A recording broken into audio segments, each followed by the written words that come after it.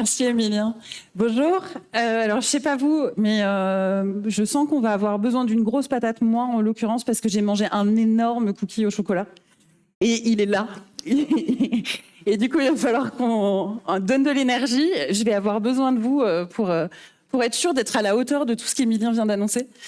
Donc n'hésitez pas à m'interrompre. Je sais que normalement on est sur 30 minutes d'intervention toute seule, où je parle, tout ça, je vous inonde d'informations et 10 minutes de questions-réponses. Mais si il y a des choses que je vous dis, que j'évoque, qui vous interpellent, franchement, faites-le pour moi et pour l'énergie de cette intervention. N'hésitez pas à lever la main, à me couper et à me questionner. Je préfère vraiment être dans l'interaction que dans un truc ultra descendant. Je vous fais confiance, s'il vous plaît. Prenez un café, il est encore temps, mais soyez avec moi. Donc effectivement, comme le disait Emilien, alors je vais commencer peut-être par la présentation de la boîte à indé. La boîte à indé, c'est un rêve que j'ai fait il y a 5 ans maintenant. De créer une communauté d'entrepreneurs, mais pas que. Une communauté d'entrepreneurs qui s'entraideraient, qui s'outilleraient et qui se feraient en montée en compétences les uns les autres et avec laquelle on pourrait mutualiser énormément de choses. Donc très concrètement, aujourd'hui, on a 2 implantations, une à Dardy, une à Brignais. On se réunit, on échange, il y a du partage entre pairs. On a quelques membres qui sont là aujourd'hui, donc n'hésitez pas à les questionner sur leur expérience de la boîte à indé. Et puis, on est allé un petit peu au-delà, c'est-à-dire qu'aujourd'hui, on est un organisme de formation, on dispense des formations, alors à nos membres, certes, mais surtout, on accueille les formations de nos membres pour leur permettre de développer leur business en rendant leur formation éligible au financement à la formation professionnelle continue. Donc, on fait du portage Calliope, c'est comme ça que ça s'appelle dans l'écosystème. Les autres choses qu'on a mises en place, c'est ce qu'on appelle un labo. Alors, c'est un peu le côté fourre-tout de la boîte à indé. Tout ce qui rentre pas, soit dans la communauté, soit dans l'académie, soit dans l'agence, ça rentre dans le labo. Le champ des possibles est ouvert. On crée, on phosphore, on collabore, on cowork, enfin voilà, il y a plein de choses dans le labo. Et dernière chose, c'est l'agence, et c'est le rêve absolu, c'est de permettre à nos membres d'identifier des opportunités de mission où on collabore à plusieurs. Rarement du one-to-one, puisque ça, je pars du principe que les indeps savent le faire. Pardon, je suis en train de sortir du cadre. C'est une salmanie. Rarement du one-to-one, parce que ça, je pars du principe que les indeps savent le faire. Ils savent aller chercher leur business. En revanche, quand il faut travailler à plusieurs sur des missions un petit peu plus challengeantes, parfois c'est compliqué d'aller trouver l'expert parfait qui va venir remplir les missions. En l'occurrence, avec toute la base de données boîte à indé, on peut vous mettre ça à disposition, on peut le faire et on peut créer ces collaborations. Donc ça, c'est la boîte à indé. Je vais essayer de ne pas y passer trop de temps parce que je vois le chrono défiler. Et le sujet sur lequel je voulais intervenir aujourd'hui et qui me tient à cœur, et notamment parce que je vous fais un petit cadeau en fin de conf, c'est les 5 casquettes. À la boîte à indé, on a développé une matrice qui s'appelle les 5 casquettes de l'entrepreneur. Et moi, je pars du principe qu'un entrepreneur, il ne peut pas ne pas développer ces 5 casquettes pour développer son business. Donc, on va rentrer dans le cœur du sujet avec la première. Paf, paf, paf. Alors, moi, je sors mon truc, mais ça avance pas, c'est normal. Voilà. La première, c'est la fonction vendre. C'est effectivement la clé de votre développement. Très souvent, je me rends compte dans les accompagnements que je mène dans la communauté boîte à indé que cette fonction vente, elle est quand même très compliquée. Et que souvent on se prend les pieds dans le tapis en croyant que c'est soi que l'on doit aller vendre, du moins ça c'est ma philosophie. Je pars du principe qu'on ne se vend pas soi, nous les indépendants, on vend son offre, on vend son service. Et partant de là, effectivement, il faut définir, clarifier votre cible, savoir très précisément avec qui vous voulez travailler, mais encore plus avec qui vous ne voulez pas travailler. Et à la limite, c'est peut-être plus simple pour vous de définir avec qui vous ne voulez pas travailler que d'aller questionner ceux avec qui j'ai envie de le faire. Donc commencez par faire ce tri-là dans votre fonction vente, de clarifier votre cible, de déterminer toute cette approche-là. Ensuite, on a toute la démarche de négociation. Une fois qu'on a clarifié sa cible, qu'on a pitché qu'on a travaillé son personal branding comme Anna a pu vous l'évoquer ce matin, qu'on a aussi développé sa communication comme vous avez pu le voir avec Alexandre, avec les stratégies SEO. Effectivement, à un moment, il faut rentrer en contact avec le prospect, il faut aller négocier et on se rend compte aussi que cette fonction de négociation est très compliquée chez les indépendants parce qu'au final, on a envie de bosser, on a envie de développer son business et parfois on est un peu prêt à tout prendre sous prétexte que ça nous permet de nous développer. C'est quand même une grosse problématique. Donc, allez vous armer sur les techniques de négociation. Et je finirai, parce qu'encore une fois, je vois ce temps défiler, avec le fait que quand on vend, il ne faut pas vouloir vendre à tout prix. Il faut aussi se poser la question de la relation client qu'on va réussir à entretenir, à développer avec ses clients. Parce que si vous prenez le business que pour faire rentrer du cash, le risque auquel vous risquez de vous retrouver confronté, c'est celui de finalement pas avoir le goût de la mission, pas avoir le plaisir de collaborer avec vos clients. Donc ne négligez pas cette approche-là. Choisissez aussi vos opportunités business pour le cœur que vous allez être capable de mettre dans votre relation client. Et c'est ça qui fait la différence d'un indépendant. C'est la façon dont il s'implique dans cette action-là avec son client. Ensuite, donc dans mes 5 fonctions, la deuxième, c'est la fonction produire. Dans 90% des cas des entrepreneurs qui sont ici, je serais curieuse de vous entendre en parler 2 petites minutes quand même. On a tous une raison pour laquelle on s'est mis à son compte un jour, une compétence qu'on maîtrise parfaitement et qui a fait que c'était évident qu'on allait se lancer dans cette démarche-là. La fonction produire, en général, c'est celle qu'on maîtrise a priori le mieux. Et c'est celle dans laquelle on prend du plaisir. Parfois même, on s'y enferme. On s'enferme dans la production, on réinvente son offre de service, on réinvente ses livrables, on retravaille ses outils, parce que c'est le truc sur lequel on est à l'aise. Je vous invite justement à alléger un petit peu votre fonction produire, à créer une clé de répartition entre les 5 fonctions que je vais vous présenter pour passer et pour optimiser votre fonction de production et notamment le faire avec des outils d'automatisation, de simplification qui vont vous permettre de gagner du temps sur votre fonction de production en faveur des autres fonctions et des autres casquettes que je vais développer aujourd'hui. Autre sujet aussi sur cette question de l'automatisation, j'ai très souvent, très souvent, ça fait 4 ans que la communauté Boîte à Indé existe, entendu les membres dire « Ah mais l'automatisation, très peu pour moi, merci, ma signature c'est le sur-mesure ». Qui l'a dit? Qui a dit « Ma signature c'est le sur-mesure » ? Allez! C'est tout. C'est tout. Vous mentez.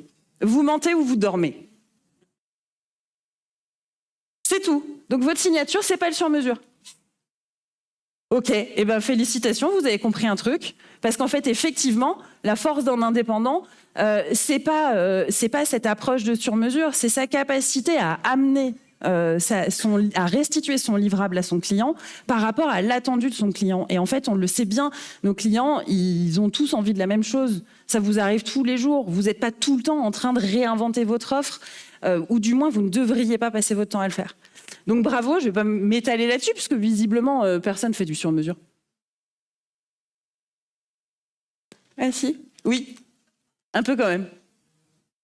Ah, pardon, ah bah oui, du coup, je mets le bin en proposant qu'il y ait des interventions en plein milieu. Ou alors, il faut faire porter la voix. Allez.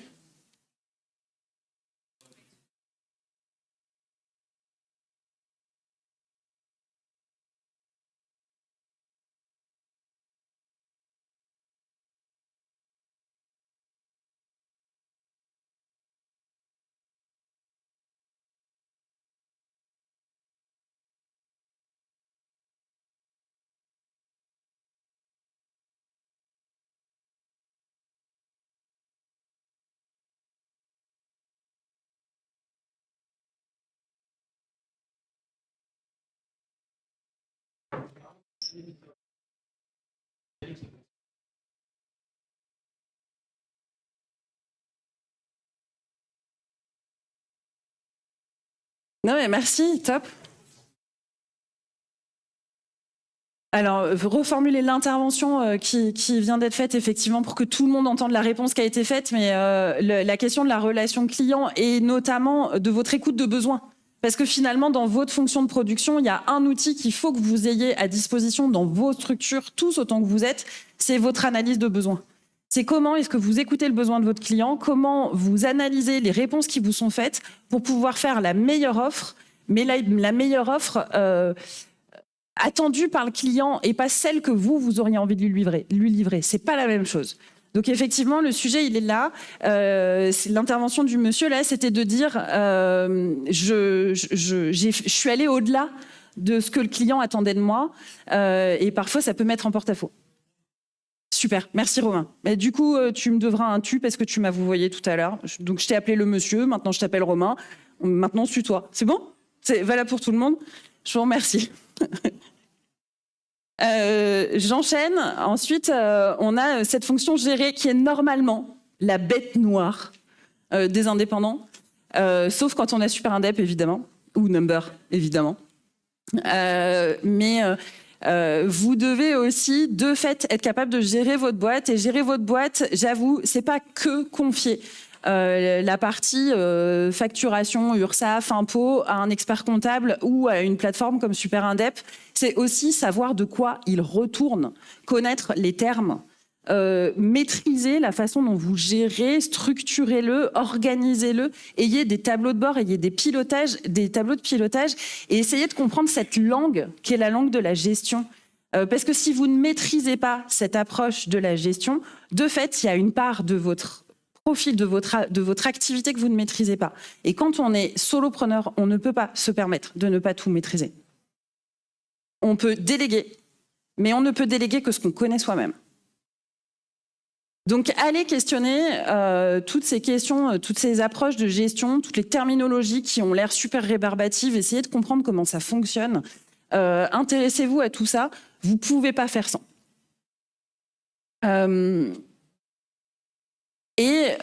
Organisez-vous.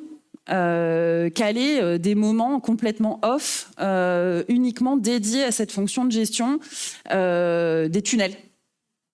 Des tunnels où vous ne faites que ça, où vous êtes sur rien d'autre, parce que ça nécessite de la concentration, ça nécessite un peu d'intérêt, et ça nécite d'aller travailler sa connaissance dans ces sujets-là. Donc ne négligez pas cette fonction de gestion, elle est nécessaire, obligatoire, et essentielle pour la suite de votre activité.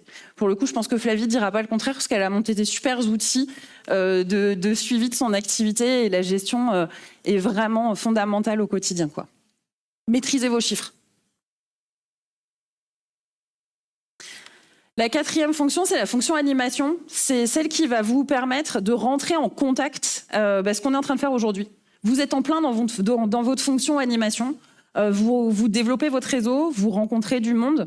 Quand vous créez une collaboration et que vous travaillez à plusieurs sur une offre ou pour un client, vous êtes en plein dans votre fonction animation. À la limite, c'est votre fonction RH et responsable des partenariats. C'est pareil, ça c'est un temps à consacrer nécessairement dans toutes ces activités pour vous permettre d'ouvrir les chakras, d'être à l'écoute aussi de ce qui se passe, des changements d'un écosystème, des changements dans votre environnement. C'est également votre fonction animation, toute votre stratégie de communication. Vos contenus, la façon dont vous communiquez sur les réseaux sociaux, les newsletters que vous allez créer, tout ça, c'est regroupé dans votre fonction animation et ça doit occuper une partie de votre temps. Et puis, je terminerai avec la fonction innovation. Alors, c'est pas de la R&D que j'entends dans la fonction innovation, c'est votre veille, c'est votre montée en compétences. Chaque année, jusqu'à il y a 2 ans où je me suis inscrite dans un master et où du coup, de fait, ça m'a pris vachement plus de temps. Et donc, je me fous un petit peu la paix en ce moment. Mais chaque année, je consacrais 10 jours par an à ma propre formation. Pour rester en contact pour alimenter ma connaissance, ma matière grise, pour rester en contact avec les nouvelles approches, les nouvelles technos, les nouveaux outils. Donc n'oubliez pas cette partie-là. Réalisez votre veille aussi. Suivez un peu ce qui se passe. J'ai une copine qui est directrice artistique et qui dit moi, ma pire crainte, c'est de devenir une vieille DA. Bah ouais. Mais effectivement, et pourquoi c'est sa crainte? C'est sa crainte parce qu'en fait, ça fait des années qu'elle a oublié d'aller se former. Et que quand on se forme, on ne peut pas devenir une vieille DA ou un vieux consultant. C'est pas possible. On reste à la pointe, on innove, on se réinvente, on s'adapte et on regarde ce qui se fait autour de soi, la concurrence, etc. Et on reste dans l'actualité. Et c'est ça qui va vous permettre de vous démarquer. J'en ai quasiment fini, parce que vous avez vu, j'ai sorti les 5 casquettes. Alors, je ne vous ai pas fait de slide sur ma casquette bonus. Mais je vais vous en parler en 2 mots. Ma casquette bonus, c'est piloter. C'est-à-dire qu'une fois que vous détenez les 5 casquettes, vendre, produire, gérer, animer, innover, une fois que vous avez trouvé un temps à accorder à chacune de ces fonctions dans votre quotidien, une fois qu'elles sont ancrées, récurrentes, qu'elles sont là, et que vous vous y tenez, potentiellement, vous pouvez toutes les déléguer. Ces 5 fonctions se délèguent toutes. Alors, on l'aura compris, dans 90% des cas, la première fonction qu'on délègue, c'est la gestion. Effectivement. La première fonction qu'on délègue, c'est la gestion. Et on la délègue à qui? Un expert comptable, super indep, un avocat, bref, on délègue cette fonction gestion. La fonction animation, on peut la déléguer à qui? Un community manager, super. Un consultant RH? Un responsable des partenariats? On peut déléguer. OK. La fonction de production, on la délègue à qui? Comment? Des sous-traitants ou des collaborateurs? OK. Et la fonction vente? OK. Et la fonction innovation? Comment? Ouais, une forme de R&D, effectivement, ou alors des consultants externes qui viennent nourrir cette fonction, cette approche d'innovation. En revanche, une fois qu'on a délégué tout ça, il y a une fonction qu'on détiendra toujours et qu'on ne peut pas lâcher, c'est la fonction pilotage. Et la fonction pilotage, c'est la capacité à aller regarder ce qui se passe sur les 5 fonctions en permanence et à garder un œil sur tout ça tout le temps. Devenez le pilote de votre boîte.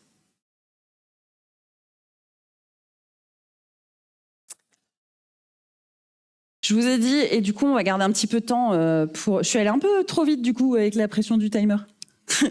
Mais tant mieux. Du coup, on va garder un petit peu de temps pour les questions-réponses, si toutefois vous en avez. Je vous ai dit, je vous fais un petit cadeau en fin de conf. En l'occurrence, il est là. Vous avez un QR code. Vous pouvez télécharger la matrice 5 casquettes. C'est du pur jus de cerveau et c'est ma pure fonction innovation qui est sortie sur cette matrice-là. Vous y retrouverez les 5 fonctions nécessairement et elles sont réparties en 6 questions. Elles sont découpées, ces 5 fonctions, en 6 questions de qui, quoi, comment, où, quand et combien. Et si vous découpez et si vous répondez à chacune de ces questions dans les 5 fonctions, vous allez réussir à vous positionner et à identifier ce que vous devez encore déployer, développer pour être, pourquoi pas, en mesure de déléguer totalement la fonction en question et de prendre de l'autonomie. Ça marche pas ? Super. Tu peux faire un texto à Julie, Audrey, pour lui dire que le téléchargement marche pas? Ah ben ça marche. C'est bon, ça marche? Ah ben faut changer de téléphone. Non. Peut-être... je sais pas. Tu peux faire un texto à Julie et lui dire qu'on a un problème? Merci Audrey. Ça va revenir. Donc oui, l'idée de cette matrice, alors sinon je trouverai une autre approche. Je vous mettrai une adresse mail pour réclamer votre téléchargement et on vous l'enverra. Je suis super désolée de ça. Oui, l'objectif de cette matrice, c'est vraiment que vous vous posiez toutes les questions de où est-ce que vous en êtes aujourd'hui sur chacune de vos fonctions, qu'est-ce que vous avez avancé et qu'est-ce que vous devez de prioriser, ce sur quoi vous devez passer. Et si toutefois vous bloquez, n'hésitez pas à nous faire un petit mail ou à solliciter le formulaire, à nous solliciter sur le formulaire de la boîte à indé. On a une matrice pré-remplie avec toutes les ressources qu'on a créées, des contenus, des vidéos, des outils, etc. Et je me ferai un plaisir de vous adresser la matrice pré-remplie avec tous les contenus qu'elle contient. Ah bah voilà, vous avez... Alors, le QR code qui est là, c'est celui de l'orga ici pour faire vos retours sur l'intervention. L'adresse mail, du coup, prenez-la pour ceux qui n'ont pas réussi à télécharger la matrice pour qu'on puisse vous les envoyer. Lundi, on a du boulot, Audrey. Et ce que je voulais vous dire aussi, avant de rentrer dans la phase de questions-réponses, je voulais vous annoncer un petit peu d'actu. La première actu, pour ceux qui sont formateurs ou qui se posent la question de devenir formateur, j'interviens le 26 septembre, juin, n'importe quoi, le 26 juin à Bel Air School sur un atelier autour de devenir formateur ou monter son organisme de formation, que ce soit pour les petites structures organismes de formation ou pour les indépendants. Donc n'hésitez pas à jeter un coup d'œil sur les réseaux. J'ai dû publier pas mal de posts sur l'événement avec le lien d'inscription. N'hésitez pas à jeter un œil, à venir nous voir, à venir nous rencontrer. On va lancer un programme d'incubation autour de tout ça avec Bel Air School. Et on est plutôt très fiers de ce programme, donc on vous en ferait bénéficier avec grand plaisir. La deuxième date, c'est celle du 11 juillet, c'est la soirée d'été de la boîte à indé. Vous trouverez toutes les infos sur le sliders de notre site internet et avec grand plaisir pour vous recevoir, vous accueillir dans la communauté à cette date-là. Après les vacances, le 3 septembre, on a notre journée Make Me Up, qui est la journée de rentrée pour se mettre sur les rails. C'est une freelance journée, petit comité, by la boîte à indé.